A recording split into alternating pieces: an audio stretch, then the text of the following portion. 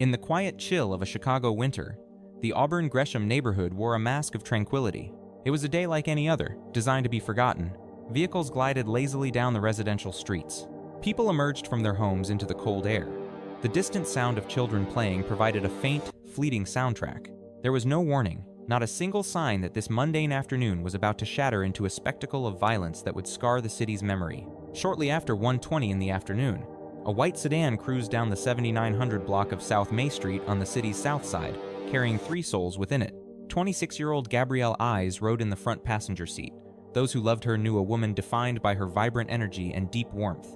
On this particular day, however, she was just a young mother on a routine drive through her own neighborhood. Her 1-year-old daughter was secured in a car seat behind her, a passenger on a journey into the unknown. The child was oblivious to the fate that was rapidly approaching. For Gabrielle, it was meant to be another unremarkable moment in a life filled with them. Yet, in the shadows of the neighborhood, unseen figures were already taking their places. Investigators believe a team of shooters lay in wait. The events that followed happened with brutal, shocking velocity. Eyewitnesses would later recount seeing multiple men closing in on the car. Then, the afternoon's silence was violently torn apart by gunfire. It was not a single pop, but a deafening, continuous roar that felt as if it would never end. To those who heard it from inside their homes, it sounded like an unexpected burst of midday fireworks. This was no celebration. It was a calculated ambush, and a storm of bullets ripped through the sedan's thin metal skin. Windows exploded into countless fragments.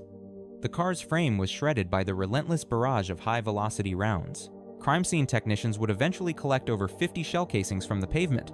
That sheer volume painted a terrifying picture for detectives. This was not a random act of violence. It was a targeted, sustained assault. Within the confines of the car, hell had broken loose. Gabrielle Ayers was hit repeatedly. The man at the wheel beside her was also struck down. The sedan, now without a conscious driver, drifted forward under the continuing hailstorm of bullets before crashing into a parked vehicle. That impact seemed to signal an end to the assault. As abruptly as the violence began, the assailants vanished. They melted back into the fabric of the neighborhood, leaving chaos in their wake. What remained was a car perforated with bullet holes and, inside, a young mother clinging desperately to life. First responders swarmed the location. Paramedics fought against time and the severity of the wounds to save the victims. Gabrielle Ayers was rushed to a local hospital. Medical teams made every possible effort, but her injuries were catastrophic. Shortly after arriving, Gabrielle Ayers was pronounced dead at the age of 26. Yet, the most profound shock of the day was still to come. As emergency personnel systematically searched the savaged interior of the vehicle, they made a discovery that left everyone breathless. Gabrielle's infant daughter was in the back, still secured in her child safety seat. Over 50 rounds had penetrated that car, and by some impossible chance, the baby was completely unharmed.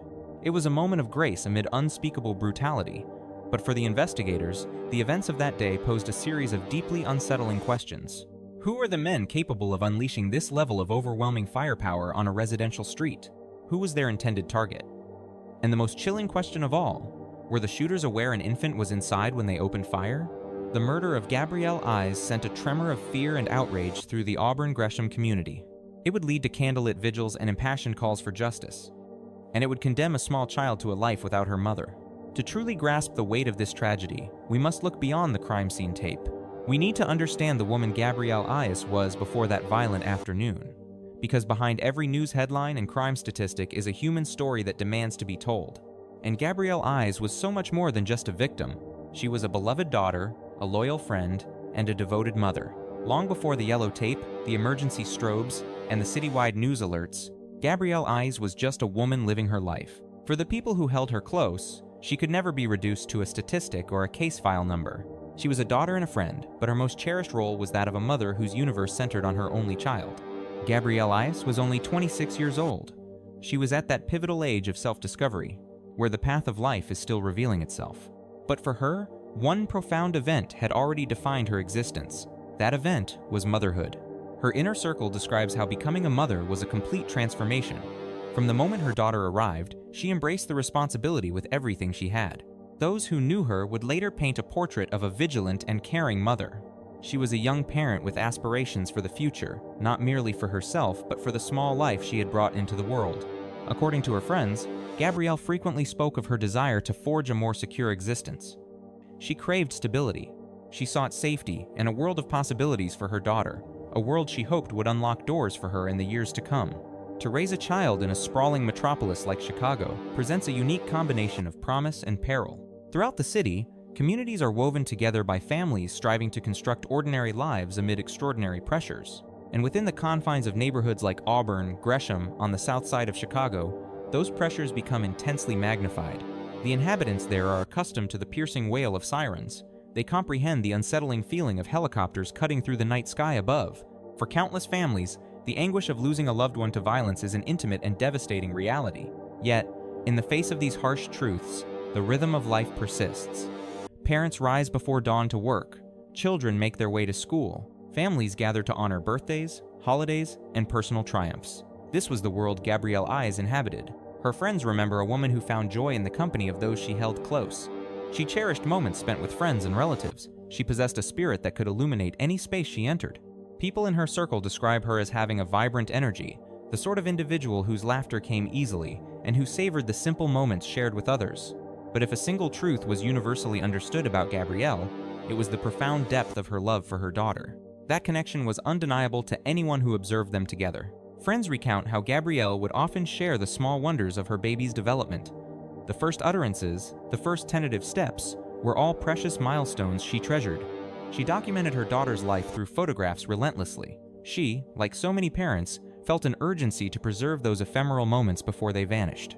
The early years of a child's life are fleeting, and the initial months seem to slip away with a speed that catches most parents by surprise. For Gabrielle, each of these moments was sacred. Her daughter was not merely a component of her existence, she was its very core. Family members recall that Gabrielle was perpetually seeking ways to ensure her child felt cherished and shielded from the world. She was the kind of mother who fixated on the smallest details, confirming the baby had every necessity, guaranteeing she was secure. She made certain she was always looked after. And as with many young mothers, Gabrielle leaned on the bedrock of her family for support. In so many communities, the task of nurturing a child is not a solitary endeavor. It evolves into a collective duty, shared among family members who are all invested in the child's well-being. Those acquainted with Gabrielle attest that her family's affection for both her and her daughter was immense. The child was a source of light for everyone. Infants often possess this power. They embody hope. They serve as a reminder of the future and symbolize the start of a new generation. But existence in a large city is often shadowed by unforeseeable threats. These dangers can emerge even as people navigate the most mundane aspects of their daily lives. For the majority of people on Chicago's South Side, violence is not an elected path. It is an intrusive force that can shatter a life without any warning. This grim reality has left an indelible mark on numerous communities across the urban landscape. Nevertheless, even surrounded by such adversity, people persist in their efforts to lead normal lives. Gabrielle was engaged in that very struggle. She was nurturing her daughter, connecting with her family, and managing the routine obligations of being an adult. No one in her life could have foreseen that her time would be cut so short, and certainly not in such a brutal fashion.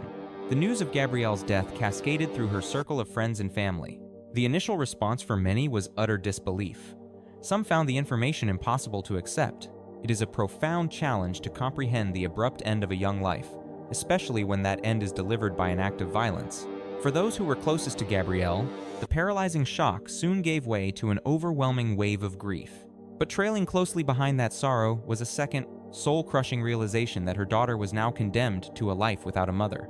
The infant who was spared in the gunfire would, in time, be told the story of what took place. One day, she would have to listen to the narrative of that afternoon, the moment her own life continued, but her mother's was extinguished. This thought became an unbearable weight for all who loved Gabrielle.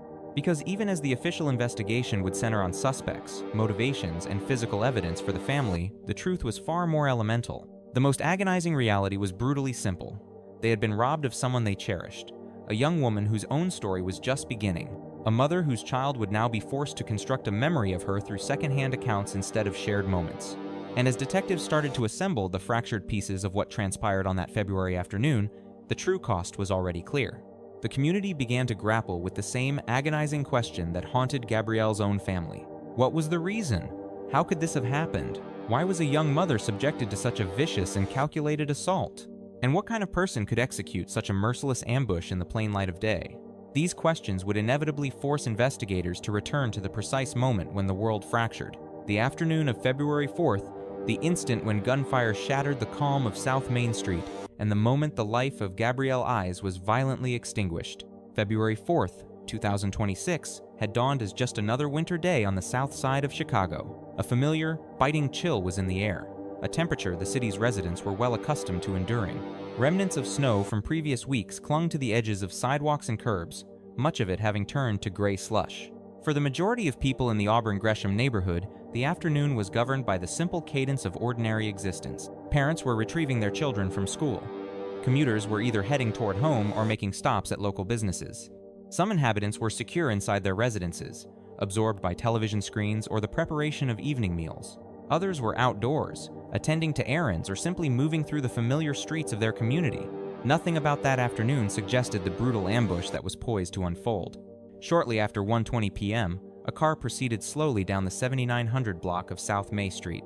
3 people occupied the vehicle. In the front passenger seat was 26-year-old Gabrielle Ayers. Next to her sat a 27-year-old man, who official reports would later name as Devin Draper. In the rear of the car was the most vulnerable passenger. Gabrielle's 1-year-old daughter was fastened securely into her car seat. The infant had no way of knowing that the quiet world around her was about to dissolve into a storm of violence.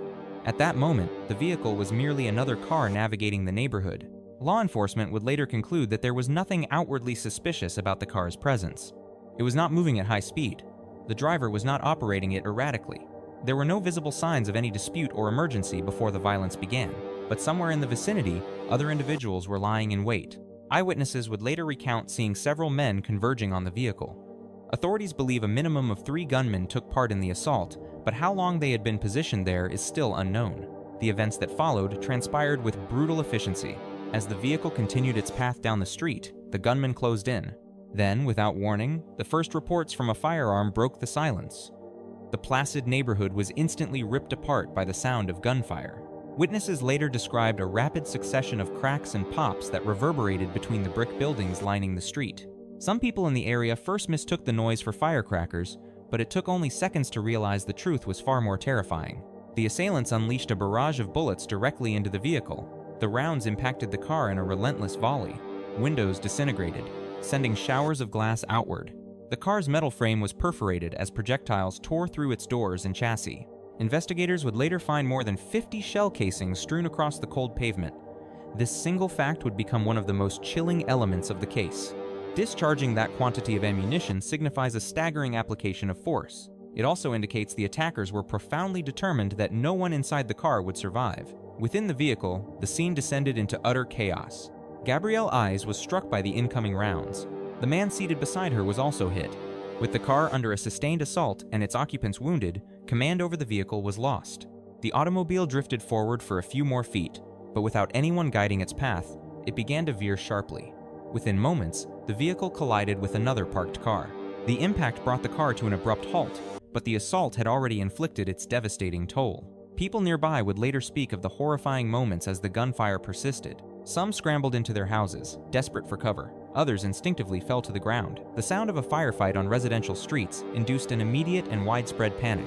Then, as quickly as the attack had started, it was over. The perpetrators vanished from the scene. Eyewitnesses stated they saw the gunmen fleeing on foot, melting away from the immediate area. Some accounts suggested a getaway vehicle might have been staged nearby to facilitate their escape.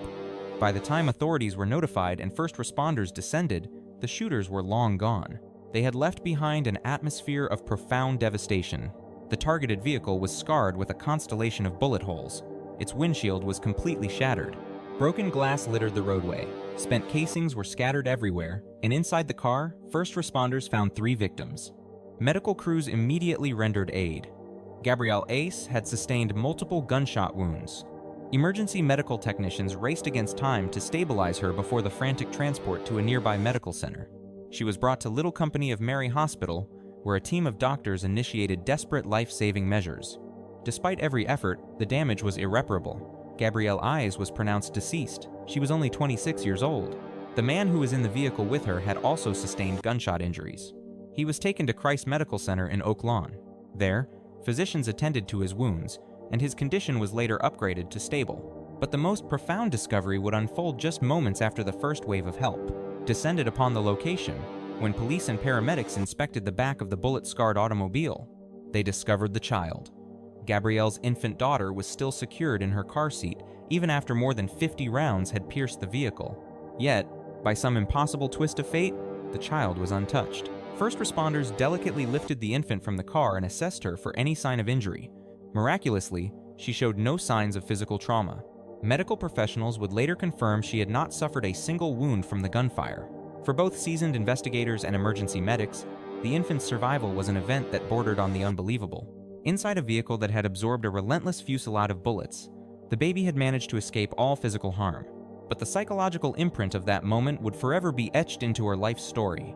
As officers secured the perimeter, detectives began the grim task of gathering evidence. Investigators meticulously charted the position of every spent shell casing. They photographed the automobile and the surrounding terrain. They initiated conversations with witnesses who had observed the attack unfold. Every single item of evidence held the key to answering the most pressing questions about the assault. Who committed this act, and what was their motive? The sheer quantity of bullets used suggested this was anything but an act of random violence. This bore all the markings of a deliberate ambush, but ascertaining the intended target would prove to be a complex task. Detectives began the urgent work of reconstructing the chain of events that culminated in the shooting. They sourced and reviewed local surveillance footage. They debriefed eyewitnesses who had seen the perpetrators.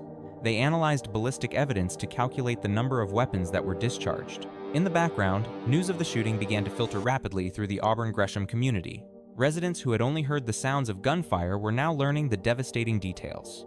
A young mother had lost her life, and her own baby had been in the back seat when it all happened. For many in the area, this particular detail made the tragedy profoundly more unsettling. Violence in a city can often feel like a remote problem until it invades the lives of families and their children. The thought that an infant was present inside the car during such a ferocious attack sent a deep shock through the community. As night fell on that very same day, yellow police tape continued to isolate sections of South May Street. Detectives persisted in their work, documenting the scene long after the sound of gunfire had subsided. But while the investigators processed the physical clues, a far more painful truth was beginning to set in. A daughter was now without her mother. A family was now confronting a depth of grief that no one can ever be ready for. The investigation had barely begun, and a cloud of unanswered questions hung over the detectives. Who were the shooters? What could have compelled them to orchestrate such a brutal ambush? And was it possible for the police to apprehend them before they could vanish without a trace? Those answers were contingent upon the next phase of the investigative process. Detectives would now pivot their focus toward the individuals who might be responsible. When the investigative team arrived on South May Street, one aspect of the scene was immediately striking. It was the sheer volume of ammunition that had been expended. Investigators painstakingly collected forensic materials strewn across the road and sidewalks. One by one, they retrieved the shell casings left in the wake of the shooters. When the final count was tallied, the total was nothing short of staggering. More than 50 shell casings had been recovered from the scene. That level of firepower communicated something vital to the investigators. This was no spontaneous act of violence. This was not a lone individual firing a weapon during a heated, unplanned dispute. Since this had all the hallmarks of a planned attack, the number of casings suggested that several firearms had been discharged. This likely meant the involvement of more than one gunman. Statements from witnesses soon helped to validate that theory. Several individuals informed the police that they observed 3 people advancing on the vehicle moments before the shooting started. According to these observers, the men approached the car with purpose and opened fire almost instantly. The entire assault was over in seconds, but during that brief span, dozens of bullets were unleashed. As soon as the gunfire concluded, the shooters fled from the scene. Witnesses described seeing them running away from the location, possibly making their way to a nearby vehicle, but the chaos of the incident made it difficult for anyone to offer a coherent description. Initial witness accounts mentioned figures dressed in dark attire. Others recalled the distinct image of hooded sweatshirts. In the chaos of such an event, memory is often a casualty of fear and adrenaline. Nevertheless, a working theory began to coalesce among investigators. The first and most critical question facing detectives was deceptively simple. Who was this violence truly meant for? An attack executed with this degree of overwhelming force is almost never a random act. It is personal, a message directed at a specific individual. 3 people were inside the targeted vehicle: a woman named Gabrielle Ayers, the 27-year-old man who accompanied her, and Gabrielle's own infant daughter. Authorities quickly ruled out the baby as the intended victim. The child was simply an innocent caught in the maelstrom of violence. But establishing whether the ambush was aimed at Gabrielle or the man beside her proved to be a far more complex puzzle. The lives of both adults immediately came under intense scrutiny. detectives began a meticulous examination of their pasts, their networks of relationships, their daily patterns, and any known conflicts that could have possibly culminated in such a brutal confrontation. In the grim calculus of ambush-style shootings, the motive is almost always tethered to an unresolved conflict. Sometimes the roots are in gang warfare. In other instances, they lie in personal grudges, acts of retaliation, or simmering feuds. But in the nascent stages of this particular inquiry, police had offered no public confirmation of a clear motive. The theory that the attack was intended for the male passenger became a primary avenue of investigation.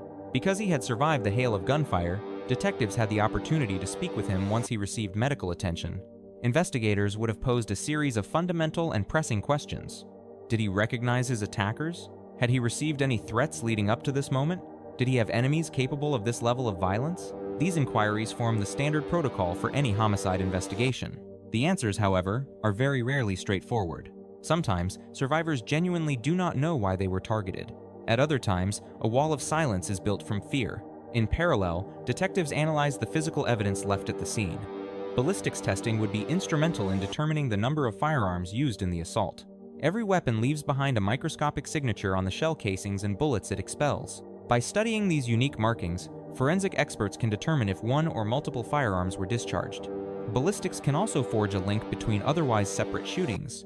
If a firearm has a history of use in prior crimes, it may already be cataloged in a national database. That vast database provides a means for investigators to compare ballistic fingerprints from countless different crime scenes. In some cases, this methodology has been the key to identifying suspects connected to multiple violent incidents. Another essential component of the modern investigation is the silent witness of the surveillance camera. In today's cities, they are a ubiquitous presence on homes, businesses, and public thoroughfares. Investigators began the painstaking task of canvassing the area and retrieving footage from any nearby cameras. Their hope was to capture an image of the perpetrators, whether as they approached the scene or as they made their escape. Even a fleeting glimpse recorded over a few seconds can provide the one clue that breaks a case wide open. A vehicle's license plate, a distinctive article of clothing, a recognizable facial feature, anything that could help unmask the people responsible. But solving crimes of this nature is a formidable challenge. Assailants who plan ambushes often employ countermeasures to thwart identification. They might obscure their faces, they might operate from stolen vehicles, and they are adept at melting away into the surrounding neighborhoods. All of these tactics can render an investigation extraordinarily difficult. As detectives pressed forward with the case, one disturbing detail remained a heavy presence in the minds of all involved. The fact that a baby was in that car.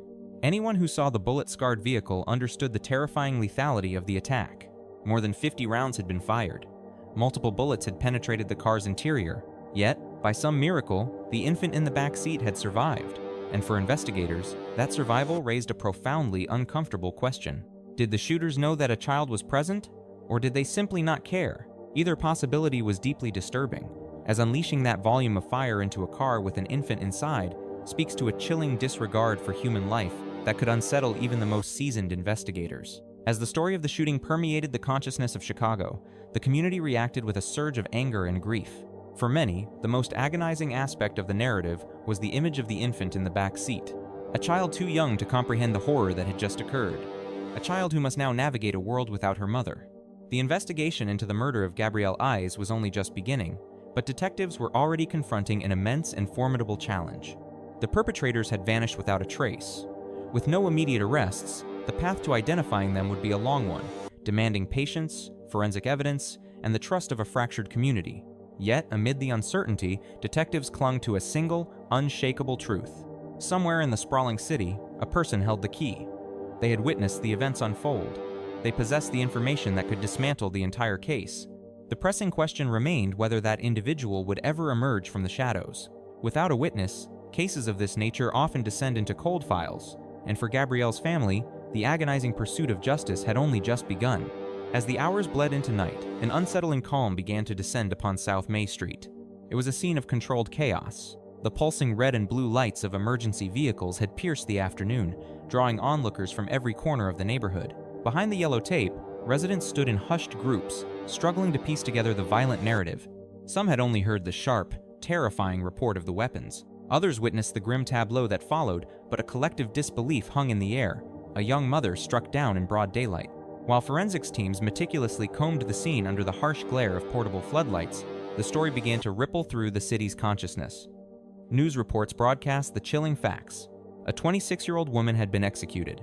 Her baby daughter, secured in the back seat, was caught in the midst of the assault, yet, by some miracle, the child remained physically unharmed.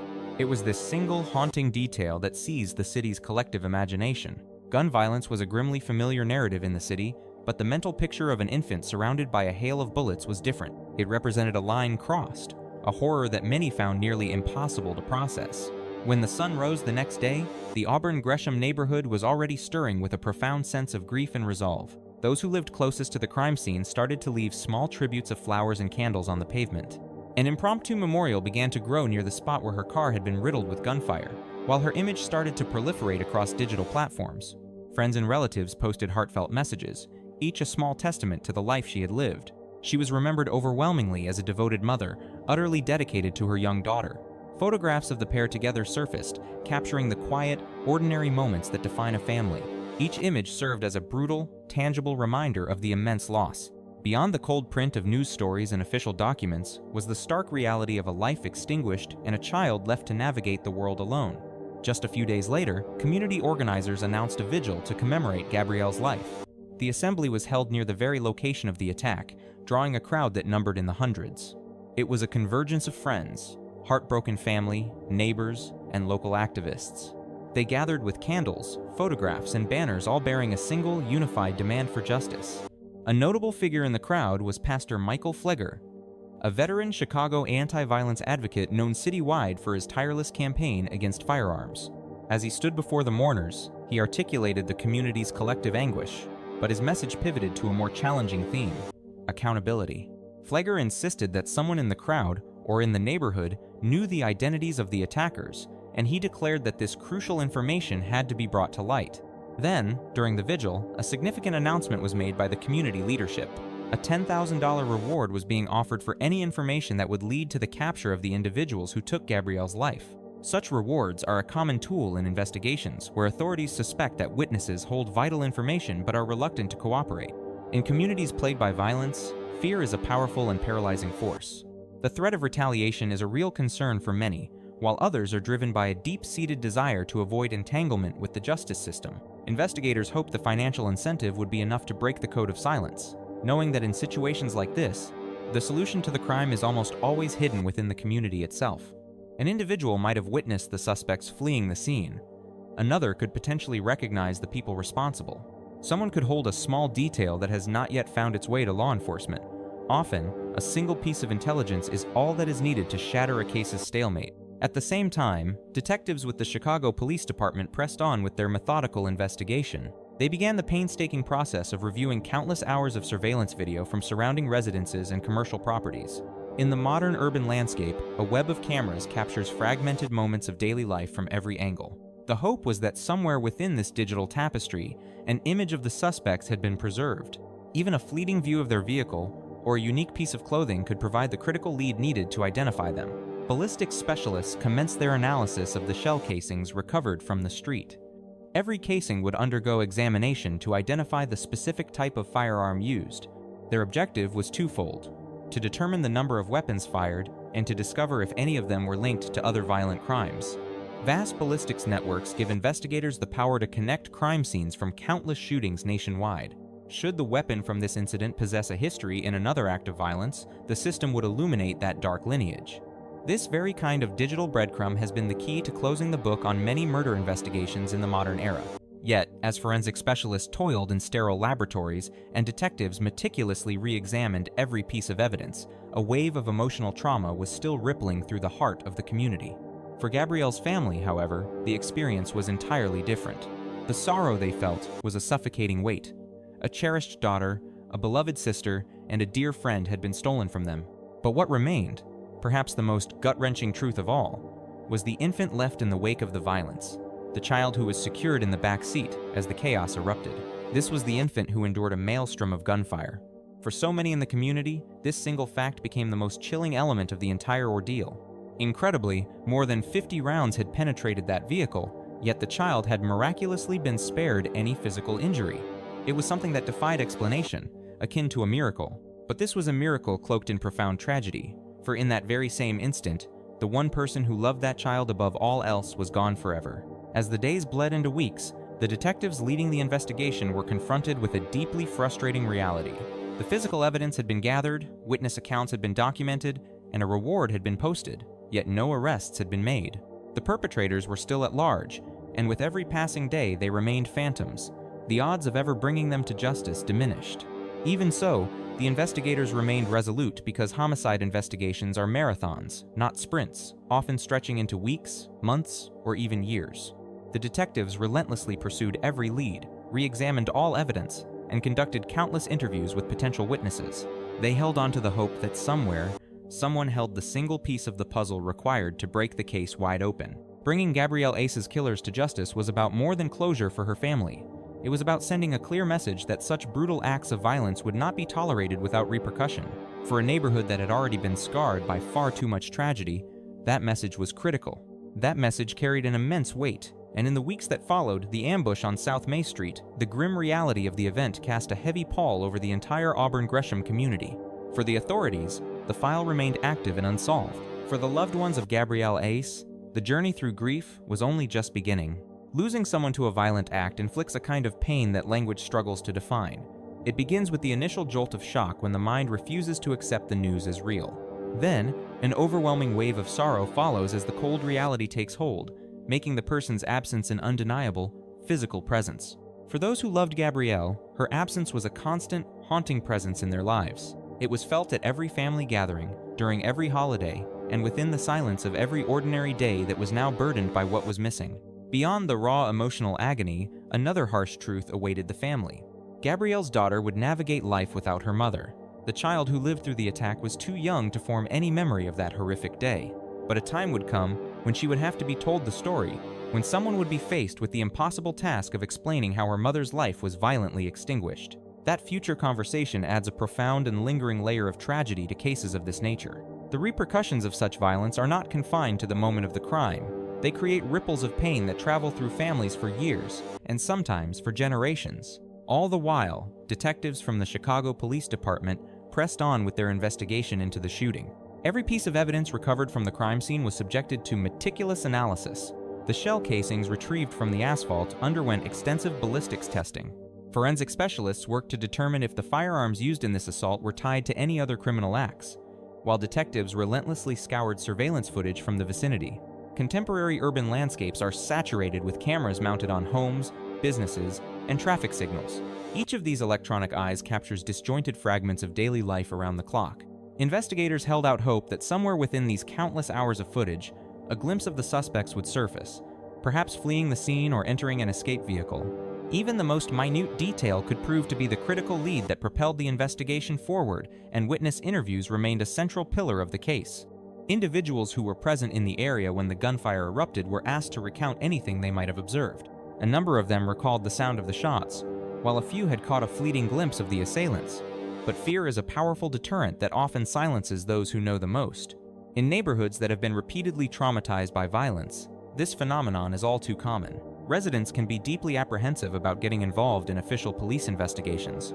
They might harbor a legitimate fear of retaliation, question the clarity of their own memories, or simply decide the risk of speaking with law enforcement is too great. This is precisely why community leaders continually stress the absolute necessity of cooperation from the public. During a candlelight vigil held for Gabrielle, a solemn plea was made by activists and officials, urging anyone with knowledge of the case to speak with investigators. A $10,000 reward, first announced during the vigil, was still active for any information that could lead to an arrest. Sometimes, the weight of a reward can be the very thing that compels a person, who might otherwise stay in the shadows, to step forward. This is because a single, seemingly minor piece of information can be the crucial thread that allows detectives to finally identify their suspects.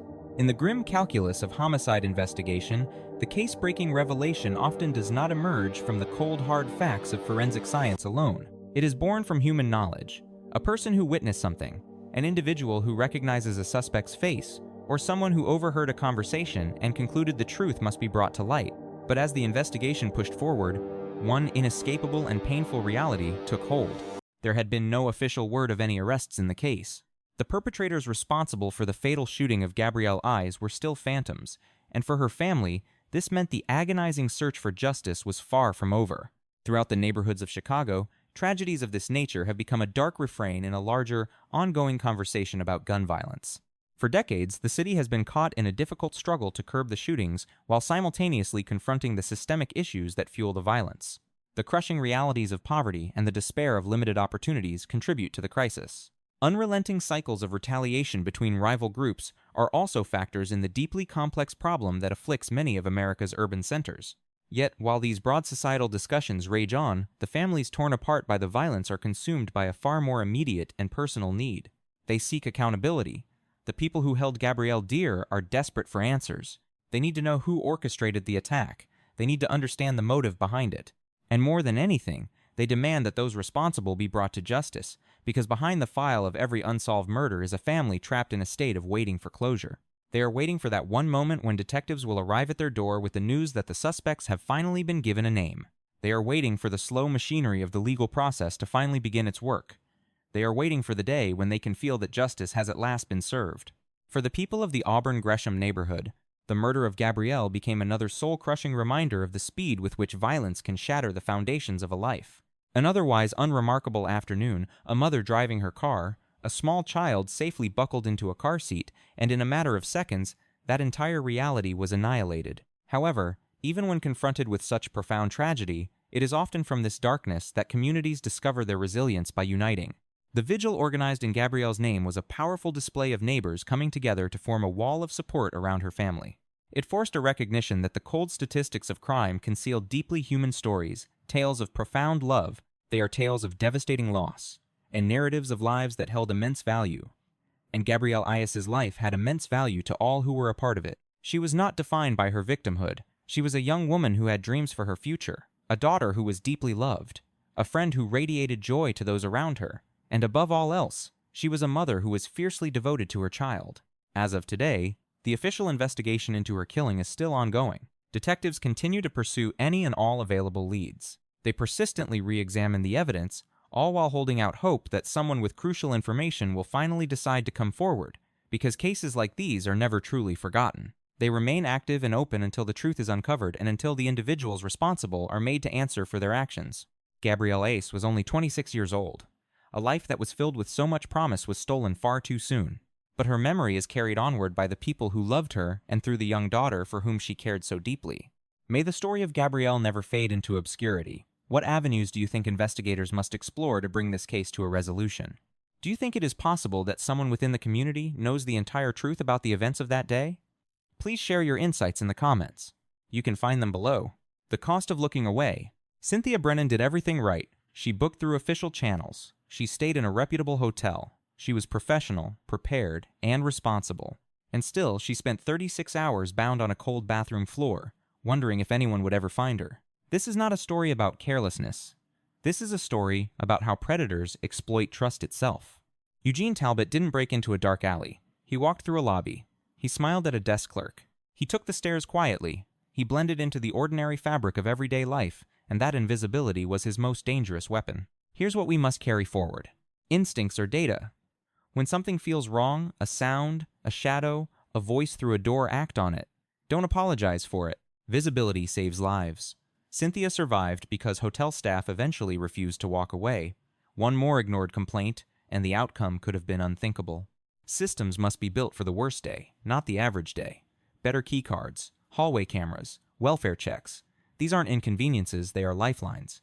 Safety is not paranoia. Safety is paying attention.